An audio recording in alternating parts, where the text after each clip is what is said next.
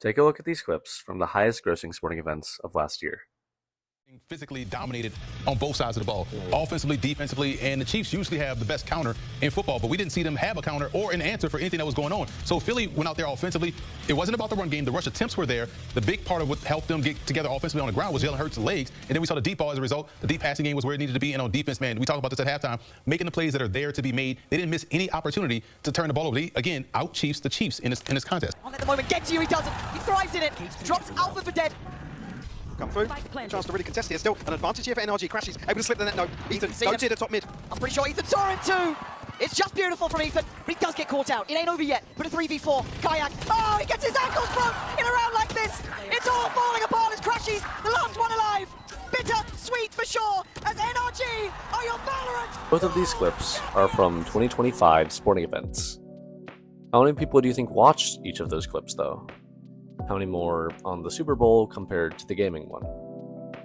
Would you believe that the gap isn't actually that wide? Gaming has been on the rise ever since the popularization of consoles by companies like Nintendo, Microsoft, and Sony, all the way to the homebodied isolation of COVID, forcing everyone to find new hobbies confined to their house. And in that isolation, many would-be athletes or socialites found refuge in collaborative competitive gaming. It was only a matter of time before esports found its way into the semi-mainstream. The concept of sports foundations has existed since the early 20th century, with big names like the NBA and NFL being founded in 1942 and 1920 respectively, although under their first organization names. Esports is a modern, much more virtual-based counterpart, officially founded in 2000, but its impact by the 2020s has already soared to similar popularity of larger national sport orgs. While there's many answers to the mystery of esports rapidly gaining momentum and popularity, one of the largest, more technical factors aiding the digital conquest of gaming is actually the medium it's consumed through. Esports, like regular sports, is broadcast live straight from the stage to its fans at home, mimicking the same convenience streaming services have offered for regular sports. That most, if not all, esports events are streamed live on free platforms like YouTube, Twitch, and the like, often being uploaded afterwards as well, whereas sport games are sometimes kept under their contracted paid streaming services.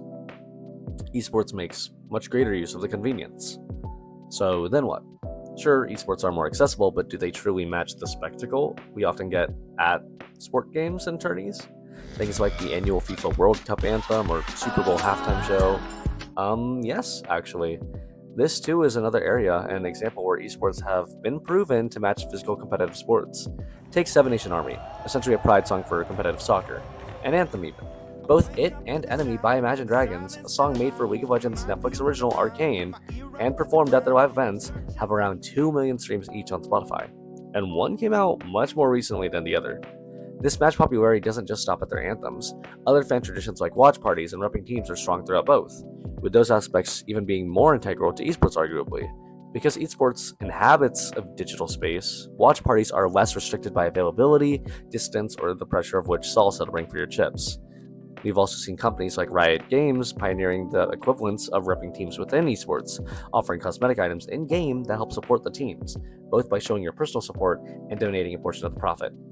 And while you could argue that traditional competitive sports will always be bigger, perhaps that's actually what makes esports more enticing.